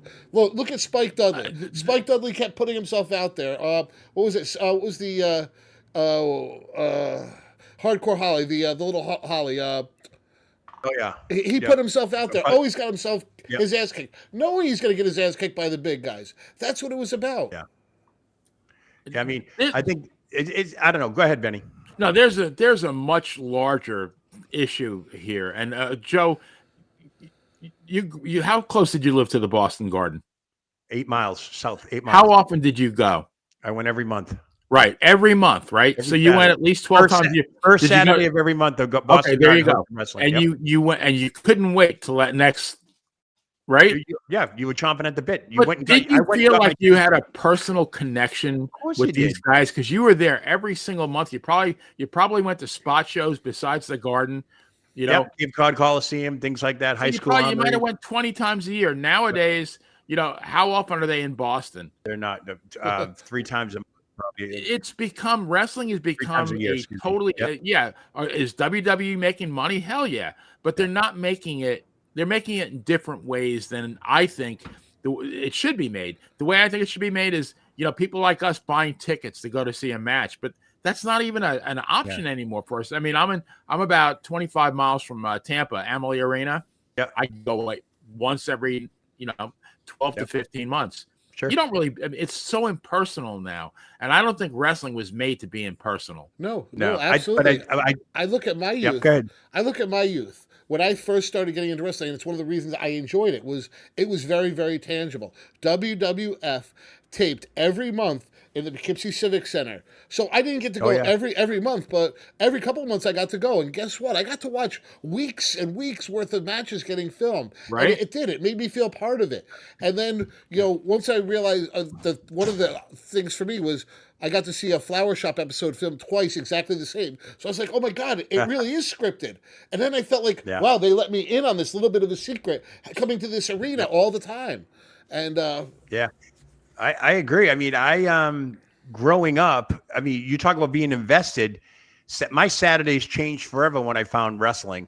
It's changed even more a year after when cable TV came around, because I can tell you from 9 to noontime every Saturday morning, it was WWF Wrestling, World Class Championship Wrestling from Texas. And then from 6:05 to 8:05, it was Georgia Championship Wrestling, then World Championship. And then nothing short of a nuclear holocaust would have moved you from that TV set, Exactly. right? And then, of course, if I went to wrestling that night, I was home in time to watch the old WOR repeats at midnight. Even though it was the same thing going, I just saw him wrestle live. And that was like a big deal. Now these guys are more than household names. They're on lunch boxes. They're on bottles. You see them in commercials and all that stuff. That I'm trying to think of the word, that I want to say nostalgia, but like you look forward to seeing these guys because you only did see them live once a month. But then again, you only did see them once a week on TV if they appeared. So you know what I mean? Like, so that element was that was there that you wanted to go see them. We are so saturated.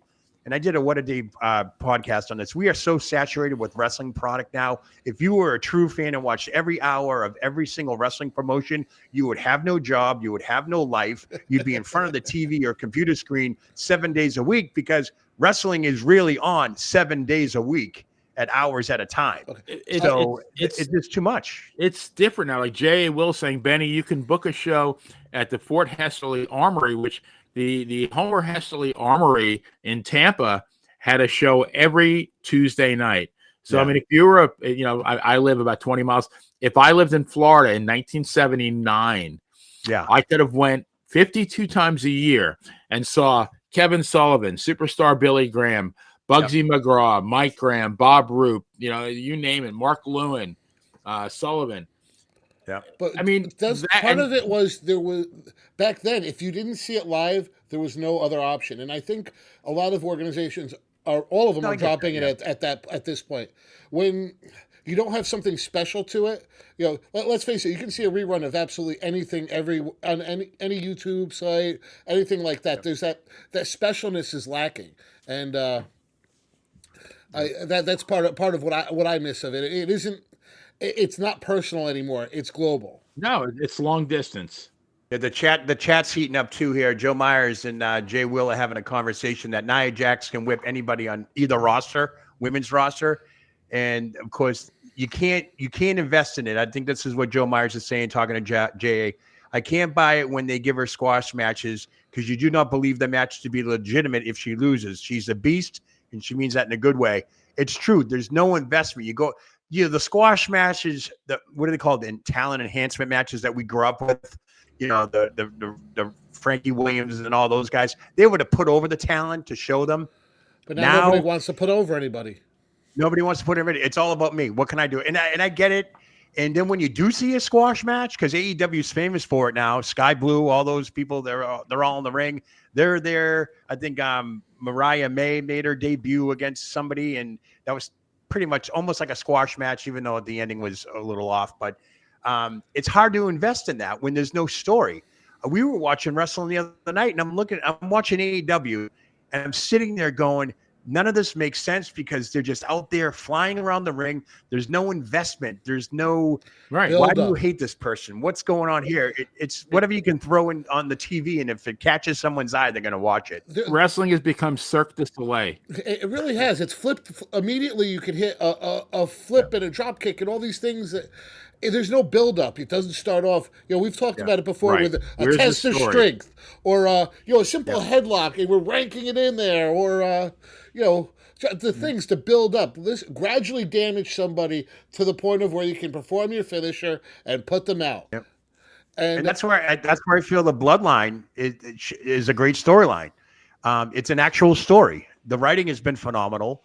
They need to keep it going. That gets me invested, but that's only one element of part of the show. I'm not going to watch all the other matches because I just want to watch the Bloodline. And if that's what's going to carry a show, then I'll just DVR everything and I'll shoot right to the Bloodline to forget everybody else. Well, so I get what you're saying with that. I just the chat's really lively tonight with everything going on here. So I want to thank everybody for chiming in. So I just feel that it's a generational thing. I think we grew up in a different era. Bruce grew up in a different era. Benny grew up in a different era. But there's one thing that we all have in common is that we invested our time, our emotional and our mind and body to the product. Now I'll just flip on my phone and I heard there was a good match. You might not even be a wrestling fan or a sports entertainer fan. You watch the match because someone told me to watch the match. It's on my feed. It's on my Instagram feed. That's another thing now. They just throw everything on the Instagram and social media. So if you didn't see what happened, you're going to see what happened no matter what, because it's going to be on your feed. So I think they should use these opportunities to build up and, use the social media to build towards those premium live events or build towards an event to make them, to get that maximum impact at the moment. And I don't think that they're doing that. They're satisfied with it just trickling in over the course of the week. And I get it. They're getting the views. It may take a little bit more time and the ratings may be skewed, but I just think there's a lack of build towards anything nowadays. Yeah, I agree. I agree as well. One more quick thing, though. When the WWE network was in full swing before they moved everything over to the streaming platforms, they used to do live. They would have these live, almost like a live look-in. Let's go now to so-and-so arena, and we're going to watch Bayley wrestle somebody. That was cool. Because that was something like that would happen on a Saturday night, 10 o'clock, let's look and see what that arena looks like or something like that. I would love if they could bring something like that back. Like they call them premium live events now, but those are just, almost like pay-per-views or whatever they're called now. My thing is they should have like a live look-in at a house show somewhere where something's going to take place. That would probably be something that's worth looking into to get the fan invested. Hey, listen, I have something I've been meaning to ask you guys, because you guys were, when I was probably about 10, 11 years old, there was a wrestling show that came on. I believe it was on locally. It was on PIX, so WPIX. Benny might be familiar with that. But it was Gordon Soley and somebody else would host like wrestling news. And then they would go back and they would talk about Georgia Championship Wrestling or the UWF or the NWA. Was that Joe Pedicino? I'm just trying to. Yeah, I'm trying to remember the show. I was so young, I can't quite. And there was a Bonnie Blackstone, I think. Was that like early 80s? Was that early 80s? It was definitely early 80s. Yeah, I think I remember that because when Universal UWF was only around in the early 80s, right? JR was an announcer. Yeah, to the I think 87 when they combined with NWA with Dr. Death. Yep.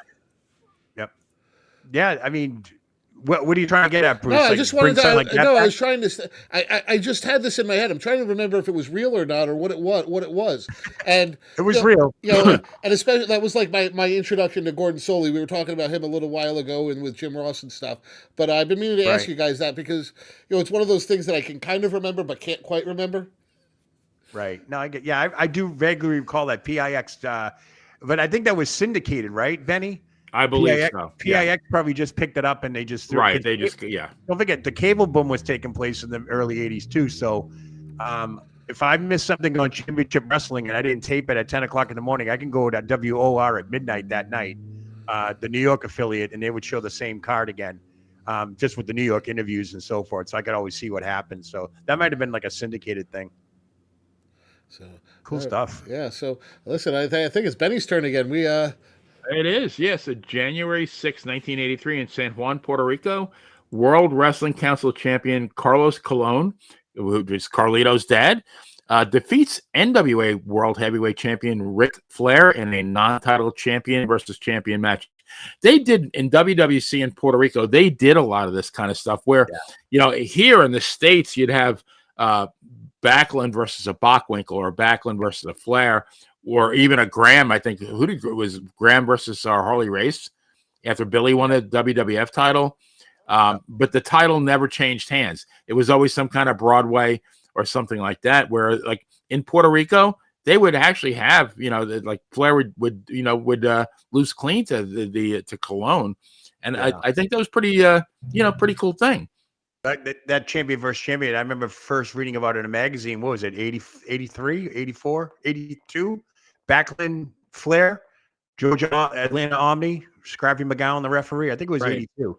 And I was like, wow, the NWA champion versus the WWF champion. And I'm like, wow, that's something. But that ended at like a double count out or something like that. Yeah, but I mean, now we know that like there was no way either one of them was going to win. No, I get that. So, but that's before, pre-Hogan, territory days and all that stuff. So, Puerto Rico, I used to watch the old videos of that. I mean, Abdullah the Butcher would scare the living hell out of me. And his matches with Carlos Colon, the bloodbaths that they would have, and the forks and the spoons and the knives. And I'm like, this is sick. They were both registered at like Saks Fifth Avenue. Abdullah was my nightmare as a little kid. He used to stick quarters in his scalp, in his forehead. And I've met him as an adult, and I mean now I know him, and he's a funny individual. He's actually such a cool dude. He's hilarious. I think but I don't know if he would have ever gotten over if he had to use his own voice. He's got that little bit of a high-pitched voice. Oh yeah. But then again, he can talk. He's got that jive to him, and he's such a hilarious man to be around. Bruce, that brings me to a thing you just said, a wrestler that would scare you as a kid. Back at the old Boston Garden, the wrestlers had like a 20-foot window where they had to walk through fans to get to the locker room. And if you got there early enough, you were there to pat the wrestler on the back. One guy scared the living crap out of me, and it was Killer Khan. I know he just passed away. These guys would not they would not break kayfabe. Once that door opened, he would fly through that crowd. He would scare the living piss out of you because he didn't want nobody to touch you. He was just, but then when Morocco came in, I loved Morocco, and I was patting him on the back. He took a swing at me because I was, patting him on the back too much, but he didn't scare me like Killer Khan did. Killer Khan was fighting Andre the Giant that night in a stretcher match, and, everybody wanted a piece of this guy, so he had to play the role to get through the crowd. It was only a 20-foot window that they had to get through, but, security wasn't like it was back then, but Killer Khan scared the living crap out of me when I was a kid, when he would come into the garden. That's a subject we have to do one day, is the greatest mist spitters ever. Killer Khan's got to be up there. The Kabuki. George the Animal Steel. Yeah, there's George a lot of the them. Animal. A lot of them. I've seen him. George the Animal Steel. I remember watching him at the garden. He would scare people at ringside. Yeah. He'd go after people at ringside. They'd run. I'd be sitting in the balcony and I'd see like 35 people moving out of the way. Like, what happened there? Like, oh, George the Animal Steel's in the ring. Oh, I'm like, oh, okay. Like, He's running after Gary Capetta all the time too. Yeah, wasn't it Jimmy Snooker used to eat his flower, his lapel or whatever, all that stuff? My God, yeah. Little Patty says Mick Foley as Mankind scared the crap out of her. He was pretty scary. He was. Ooh, Jay Will with the Mongolian Stopper and Pack Song. There's some names. That's some good stuff. That's some good stuff there. Archie Goldie. Yeah, no kidding. I've always wanted to see the Mongolian Stomper. You know, J.A. Will saying Pak Song, when I first saw him, I think it was probably like in the late 70s in CWF, Florida. And he was scary looking guy. I mean, big guy. And I think he used a stomach claw, if I'm not mistaken. Wow. But yeah, very scary. Beth Hopper chimed in and said she was expecting that major announcement for Triple H, and it was nothing. I agree. Yep. Go ahead. And Jay Will said Brew Bernard was scary as a kid. He was on a card at a high school gymnasium, and it looks like he did his job there. I imagine Ox Baker scared the shit out of a lot of people back in the day. Maybe Mad Dog Vachon. Same thing. Absolutely. Yeah, these guys. I mean, you know who I used to be scared of, and only on TV when he was rocking and rolling against Von Erichs was Wild Bill Irwin. Yeah. He was, and that leads me right to Bruiser Brody. Yep, Bruiser Brody was a monster. The Barbarian, same thing. He came through. He would, swinging. God, he was huge. Barbarian was huge. And didn't he tag team with the Warlord, something like that? Yep. Yeah. Oh, yeah. The Powers of Pain. Powers. Yeah, that's it. That was even going back a few years, Killer Kowalski. I mean, and the guy legitimately tore somebody's ear off. Yeah. Man, Will says that Dusty Rhodes turned good against Pak Song. He did use the stomach claw. Okay. What an active chat today. Listen, I got to say, everybody, thank you. That's crazy. The amount of you guys are interaction we've had. This is crazy. That's what we Maria wanted. says she would not. Maria says she will not eat anything at Abdullah the Butcher's restaurant. Beth Harper says, I want some of Playa. Damn. Wait, I didn't see that one. Where's that at? No, that's there. I see it. Oh man. Ox Baker, bad ring work, great heel. Oh yeah. Killer Carl Cox. I got a great photo of Killer Kowalski at the old Garden. You know, looking down the rope. He was a menace to be reckoned with back in the 60s and 70s. Then you got a guy like Bugsy McGraw, who maybe wasn't really scary per se, but he was crazy enough that, like, you wonder, like, is this guy legit crazy? I mean, probably so many of them. It could be. That's like the sheep herders. They were crazy, right? Yeah. Before they were the bushwhackers. I mean, the sheep they herders were pretty scary. Yep. They got all circused out when they went to WWE. So. Yeah, that's all good stuff. Thank you. That's a funny story from them because I was a kid watching them in like the UWF, NWA, bloody matches, beating the crap out of each other. And then a year later, I'm watching them going, whoa, hey, and looking at each other's armpits in Raw. Or in WWE. Sardines, it's like, whoa, wait, what? Yeah, the Kiwi Sheep Herders were like one of the most vicious tag teams ever, and was a Southwest Championship Wrestling. So loose cannon Yokozuna kayfabed me when it was just me in the ring, him in the hallway when he was 12. That might have been a sight, huh? Yokozuna, Jesus, oh jeez, my God, all these guys, all these names, they take you right back though, right? One name brings you right back. Unbelievable. Well, it's Wrestling Remembered, and we're all remembering wrestling. Yeah, no kidding, huh? Definitely. And so it looks like, hey Joe, looks like you're up again. All right, here we go. January 6th, 1995, Birmingham, Alabama. By the way, Charlotte Flair had her surgery in Birmingham. Macho Man Randy Savage makes his in-ring WCW debut, defeating Avalanche. Savage left the WWF previously because he was deemed too old to be an active wrestler. Savage wanted to work a program with Shawn Michaels where Savage would culminate the feud by passing the torch. Interesting stuff there. Randy Macho Man Savage going to WCW. Immediately, they wanted to reunite the Mega Powers. And I do believe a week before or so, he showed up in WCW, had an interview talking about everything's a love-hate relationship with Hogan and all that stuff. So what happened was on WCW Saturday night, there was a match, Hogan and somebody else. He actually had to save Hulk Hogan. The whole thing culminated with a handshake. And, of course, they reunited the Mega Powers.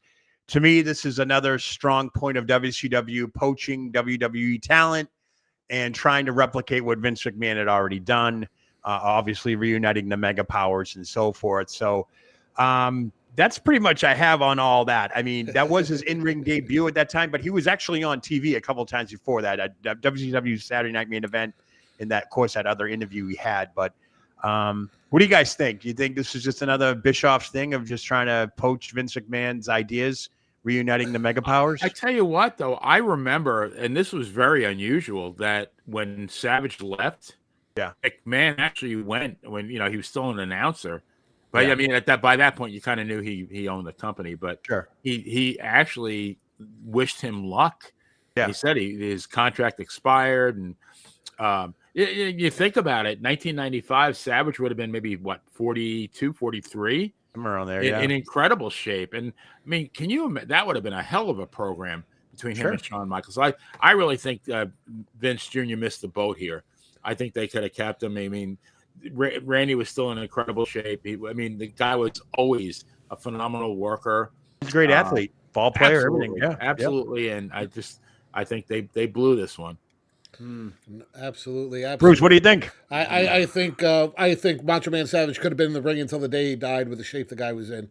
At 42 years old, let's face it, the current WWE champion is older than 42 years old.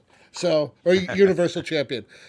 He could have definitely handled it. Macho Man, one of my favorite wrestlers of all time.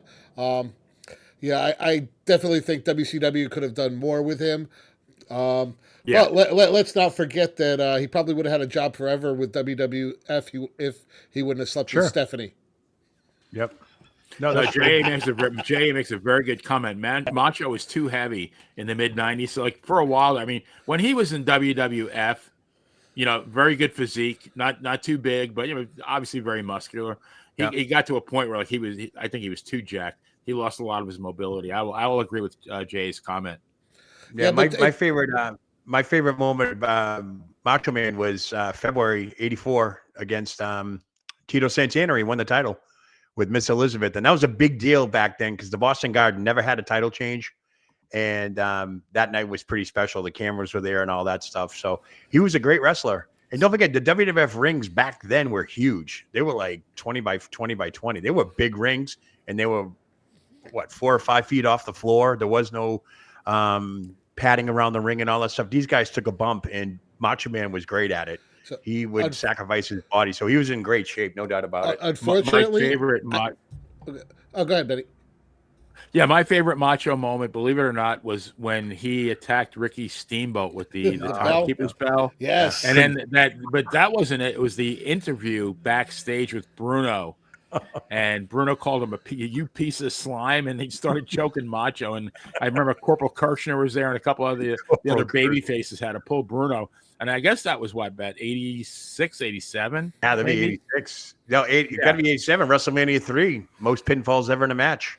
That was match of the year. So, I mean, outside of Hogan and Andre, that was match of the year, no doubt about it. Steamboat versus Randy Savage. Bruno's indignation. I mean, I don't think Bruno gets enough credit.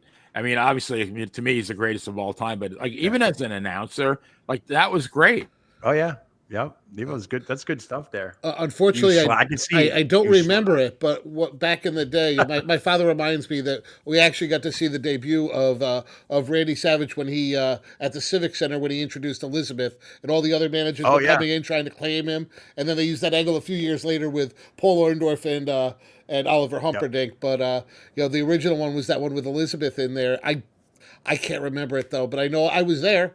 I remember it. Luscious Jimmy Valiant, the captain, Fred Blassie was there. Slick was in the ring. He brought out all the managers, and they all tried to get his services. And then they opened up that side door, and the yellow door. And Miss Elizabeth walks out, spotlight sequin gown, and we're like, "What is going on here?" And that was it. They were that was his manager. That was a big deal back then. That was a huge deal because you never saw all the managers in the ring at the same time. I think Lord Alfred Hayes was even in the ring. They had everybody. They put they slammed the ring to make it look like who is he going to pick? Who is he going to pick? And neither of you is. It's coming through the door now. And it was Miss Elizabeth. So Bruce, they taped that at Poughkeepsie. Yeah, they taped that in Poughkeepsie, and I believe the actual Macho Man's debut was the month before, but I didn't. I wasn't there for that. Yeah, that's awesome. That's cool. Yeah, I wish I could remember that. The first one I can remember being there for was when Hogan turned on, or when Orndorff turned on Hogan, which was about a year and a half, 2 years later. Oh yeah. That was a great moment. I don't mean to skip around, but my favorite Paul Orndorff segment was on Saturday Night's Main Event when right after WrestleMania when Piper and them turned on him, and he was on Piper's pit at the New Jersey Meadowlands. He was like telling Piper to sit, and he turned to Bob Orton and goes, "Stay, sit, stay, sit, stay." It was funny seeing Orndorff scream like that. Great guy, great guy. I shared a slice of pizza with him one time at outside the Boston Garden. He was a great guy. He was a coach. Yes. He liked to talk to the fans and all that stuff. And we actually went to a pizza restaurant, and he sat down. He was a great guy. I talked to his son Travis about it, and he goes, "That's a really good guy too." Yeah, he goes, "My dad was always like that." I was like 15 years old. He was just telling me stay in school, not the Hulk Hogan vibe, but just like stay in school, get in sports, be good. I mean, Orndorff was a great worker. I know he was a heel and all that stuff, but outside the ring, great guy. Very bought me a slice of pizza. And the guy was built like a brick shit house, man. This guy, oh my God. Before his car accident, this guy was huge. He was a good guy. He was from Tampa, right? Yes, Benny? sir. Yep. He was. Stuff. Brandon, actually, which is very close. Ja Will's in there. Oliver Humperdinck was a great manager. So was in Percy Pringle. Oh, yeah. Percy Pringle. Paul Bearer himself. Paul Bearer, yeah. And he said he used to pass by Paul Orndorff's old bowling alley going to the gym each morning. Okay, cool. That was somewhere. I think Fayetteville, Georgia was I believe was the. Oh, really? Yeah. Paul Orndorff was one of the first guys I saw on Georgia Championship Wrestling. I think he was the national heavyweight champion at the time. I saw him. I was like, oh, this guy. He had the looks and he had the build and all that stuff. So pretty good. Yeah, absolutely. Maria's chiming in. When I found out it was scripted, I couldn't believe it. I don't know what she's pertaining to, or is she talking in general? Probably in general. Yeah. All right, let's fast forward into 2014. WWE airs an old school version of WWE Monday Night Raw, and this episode sees the return of the enigmatic Jake the Snake Roberts. Roberts was denied his wish to participate in the Royal Rumble, but was introduced into the WWE Hall of Fame several months later by Diamond Dallas Page, who Roberts claimed credits for saving his life. Jake does owe Diamond Dallas Page a bit of gratitude, and there's a lot of wrestlers who do. Diamond Dallas Page is actually a really good man with what he does for these guys. Doesn't charge them anything, and really does try to help these people, and not just wrestlers, but other people to improve their lives. DDP Yoga is actually pretty a great idea that he came up with. You realize that guy's, what is he, 66, 67 now? And look at the shape he's in. He's ridiculous. It works. Yeah. Let's talk about him from the beginning. I mean, he didn't become a champion until he was in his mid-40s.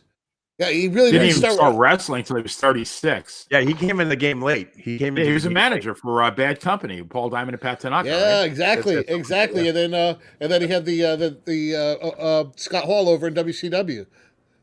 Yep.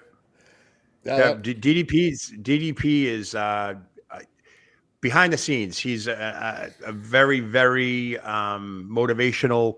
I mean, he's picked up so many wrestlers. I mean, we hear about the Jake Roberts and the Mick Foleys and all that stuff, but he's helped a lot more people than that. He's just been I was friends with him when I was on Twitter. We used to talk all the time. DDP Yoga, him, great guy. He came to a local news station and did the DDP Yoga thing on a Fox affiliate. Just an enigmatic guy. And I think part of his story was that he started late, but his goal was to make as much money in the shortest amount of time. Right. And I think he accomplished that because I think within a couple of years, he was WCW champion. The Diamond Cutter was huge. Everything was, he was on fire. So, but then let's take a look at the other side of the question, which was Jake the Snake Roberts. What do you think if Jake the Snake had gotten involved in the Royal Rumble in 2014? I don't think that would have been too good of an idea. It sounds like a great idea if we get the 1985 Jake the Snake Roberts. Yeah, we need a Legends Royal Rumble, not a real Royal Rumble. We don't want the Jake the Snake Roberts. Yeah, you're talking about almost a 60-year-old guy who is like really not in very good shape. Yeah, I mean, it's too bad. I mean, he's lived the life that he's lived. It's unfortunate. I mean, I'm glad he's doing better now and all that stuff. But yeah, 2014, I think he was. Yeah, I don't know about that, Bruce. I don't know. That's probably why he wasn't in the Royal Rumble. They probably knew, Yeah, Jay Will with a very, very good comment. Flexibility is one of the great things to have as you get older. And I've done DDPY for the past 4 years, and I can absolutely unequivocally state that it is great for your flexibility. Can you put your leg behind your head? It all depends who's with me. Which it depends what she's in. This depends what she's into. Right, exactly. There you go. Yep, I hear you. Oh my God, that's so great. Benny, why don't you take us on to this next one and let's get away from this topic. Yeah, flexibility. All right, so January 7th, 1966, St. Louis, Missouri, Gene Kiniski defeats Lou Thez to win the NWA World Heavyweight Championship. Kiniski would hold the title for the next 3 years before he lost it to Dory Funk Jr. So, something to note, like everybody's making a huge deal out of Reigns holding the title for, 3.5 years now. But, a guy like Gene Kiniski, who most younger fans probably don't even know who he is. But here's a guy who held the title for about 3.5 years, probably defended it 500 times. What's Reigns defended it like 11 times this year? Oh yeah. Title changes back then when you had the NWA or even in the WWF, a title did not change hands. It meant something. Yeah. It was significant. I mean, now you got Jinder Mahal held the title for 6 months, for God's sakes. Well, the NWA is the oldest territory. It's probably the most storied and historic wrestling alliance. So yeah, they took pride in that. Yeah, you didn't. Kiniski held it for 3 years. He lost to Dory Funk. Dory Funk held it for almost 5 years. And I'll be honest with you. Reading the wrestling magazines, it took me a long time to pronounce Gene Kiniski. I used to say Kiniski, Kaczynski. I always still say Kiniski. Maybe I. Well, I couldn't pronounce unequivocally either. So a couple of minutes ago, so you guys don't call him Kaczynski, right? And then his son Kelly, I believe in WWF for a while or WWF. Yep. Yeah, he did something with them. Yep. Definitely did not have the same success as his father, though. No, he did not. But the NWA prided themselves. NWA title meant something. It it put butts in seats because if the NWA title was coming through your town, you made sure you wanted to go see the champ and all that stuff. So there's no doubt about it. But he's very unheralded. The problem is that we don't really, our history goes back as far as we do typically. Right. And, somebody who was born in 1990, they're not going to know that Gene Kiniski won the title. And I mean, the guy even won for a while, he won the AWA. He held the that's right. Yeah. AWA championship. I think he beat Vern for it, either Vern or Mad Dog. One of the, so I mean, you won the championship in two out of the three big territories, that's a big deal. Yep. Jay Will says that Lou Thez made a ton of money too. He was one of the highest paid athletes in his prime. Good stuff there. Yeah, Lou Thez always got a percentage of the gate. He was a smart guy. Yep. And those guys back then, that's how it was brokered, right? You made that. It wasn't like the promoter just paid you. They made sure that was part of the deal, right? And Bronco Nagurski he was another one. He was a football player too. Yep. And I am hip on my favorite football player names. Nice. All right, looks like I'm up, right? All right, Joe. January 7th, 2002, Triple H makes his return to Madison Square Garden after a 9-month layoff due to injury. Although he went on the shelf as a heel, he returned as a babyface, as we now know is one of the largest crowd reactions in Raw history. I remember watching this. I remember months before being involved in that 6-man tag match. I just found out that he was on a podcast years ago. Triple H recalled the incident during a podcast, so believe it or not, with Chris Jericho.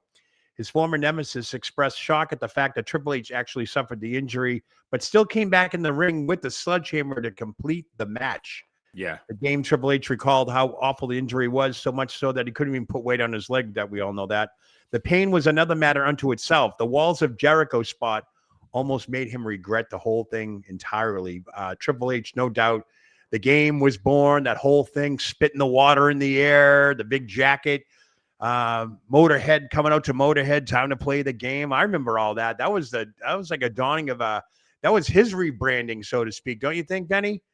I remember watching that. What a pop. I mean, it's one of the largest crowd pops I ever heard. Yeah.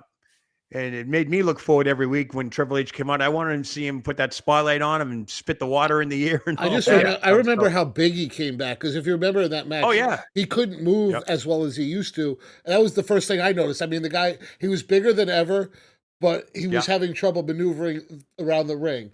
And he quickly lost a lot of that extra bulk and probably was in the best shape of his life at that point. Yep, definitely. I agree. I mean, he came back huge. And I think it was shortly thereafter, didn't the Shawn Michaels feud ignite again? Did they hook up with that Hell in the Cell and all that stuff? Memory serves me right. No, I believe you're Somebody right. could probably chime in. Yeah, You might be right. I mean his career. I mean, he went from what Hunter Hearst Helmsley to Triple H. Yep. You know, before that was in WCW, terrorizing. You know, I mean, Paul Levesque. this guy's evolved with the business. Rising, yeah. Yeah, terrorizing. He's been such an asset to WWE, and I mean, you know, say what you want with him and Stephanie and all that stuff, and you know, but look at him now. Triple H is what I would probably go say probably second in command, really. Oh yeah. With Endeavor and TKO and all that stuff in WWE. I mean, look at the product he's putting out now. So to have Triple H in your corner is huge. There's no doubt about it. Beth Harper saying Abdullah scared me, and Yeah. I would say that most of my blind dates scared me. There you go. Well, the chat's wicked active tonight. Yeah, Look at this. Huh? Yeah, great chat. We got a lot. Got They some hung new with us for almost 2 hours. Thank you very much. Yeah, we've got some new listeners here too. It's great job. Yeah, El Dirtbag just happened to stumble on the stream. Very nostalgic. He remembers seeing Macho Man beat Tito Santana for the IC title on USA Network on Monday night. Yeah, that was prime time wrestling. Yeah, that pushed Danny Davis to Corrupt Angle years later. That's right. Good day. Thanks for tuning in, Dirtbag. I love the name. I love the scream name. LB Yeah, Dirt. Will. Kane had match in WCW as it was actually Bruiser Mastino. But yeah, he was kind of an enhancement. And then, you know, comes here and he's Kane, and the rest is history. Well, I think Maria's sipping on the wine. Yes. Abdullah was forking and spooning the wrestlers. I don't want to know There about you his go. spooning with Love any that. wrestlers. I don't want to know Abdullah and spooning wrestlers. I don't want to know. Sorry. And she has a typo, so I think she's in the wine already. She's good. That's all right. Somebody else that used to be on Monty's show she was known for indulging in wine. Indulging. But no comparison to Maria. Maria is actually a very nice lady. There Oh, you go. well, listen, thank hey- you everybody for tuning in. We greatly appreciate it. I'll play that. I'll play that as we go out, because I just happen to have that. Where are they What? they now with that person that Benny was referring to? Oh, okay. I'll play that as on the outro. We're petrified, right? At Remember first, Tony I was Clifton? afraid. At first, I was afraid. I was petrified. Who sang that song? Where Are You Now? What was the song? No, not Benny. No. It was Benny Mardones? No. No. Where Are You Now? It was an 80s song. Oh, man. Somewhere in. Oh, I forget. I'm dating myself now. Abdullah, John Will has Abdullah is spooning with Moolah. I could see that. Baby Cakes. What song was that? Who sang that song? Where Are You Now? There was somebody all alone. She'll know what I'm talking about. Maybe she'll Google it for me. Oh. All right, I listen. forget what it was. Let's fast forward to 2008 in Unionville, Connecticut. WWE. Uncasville. What is it? Uncasville. Mohegan Sun, Uncasville. baby. Mohegan Sun, right? All right, WWE Monday Night Raw sees all matches determined by the spin of a wheel, and some of the matches were Strange Bedfellows, Ooh. Trading Places, Steel Cage, First Blood, Wow. and a lingerie pillow fight. Well, All right, tell me who's in the lingerie pillow fight, real quick. Come on, who I was it? couldn't tell you because I can It's tell gotta you be, in it's gotta be 2008. Tori Wilson. Has got to be one of them, right? Yeah, Tori Wilson, Stacey Keebler. That Yeah, Exactly. that would be my. Those were the two that came to mind. The one thing I can say about this point is I think the three of us were disengaged from wrestling. It was not a yes. product for us. It wasn't geared towards us. And as a result, I don't think they had us watching. I wonder if the trading places was Billy Ray Valentine against Lewis Winthorpe III. The Strange Bedfellows, was that something with Matt Hardy and Lita and Edge and that, like, debauchery? Oh, I think so. Yeah. I think so. Jay Will, don't forget Jimmy Carter's favorite wrestler was Mr. Wrestling number two. Yeah. Yep. Well, listen, that last comment, that last segment was absolutely horrible, and well, hopefully we'll close out on some better ones next week. But Well, I can tell you, it was Jimmy Harmon that sang the song "Where Are You Now." That's who it was. Was he a one-hit wonder? Yeah, 1989, I do believe it is. Yeah, That one escapes me. it's a one-hit wonder, so no wonder I didn't remember it. So listen, guys, we're coming towards the end of the show, and I know we've got some really cool upcoming stuff. Hey, Benny, why don't you tell us what's going on Dan and Benny in the Ring, and the 30, and some of the other stuff you got going on. All right, so next Tuesday on Dan and Benny in the Ring, we have author Ian Douglas. Ian Douglas has written a number of wrestling books. My favorite was the book he wrote about Bugsy McGraw.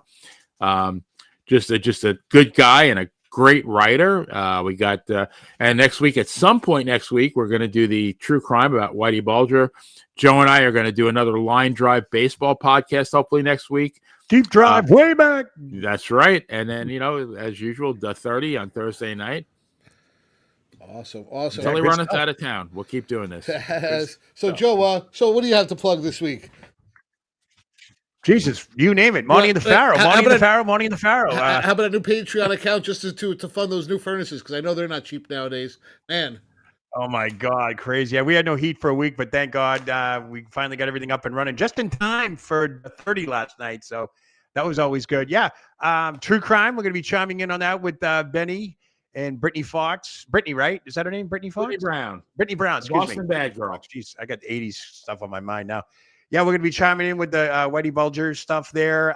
What a Day in Centerville returns live this Wednesday. Of course, I'll be on the 30.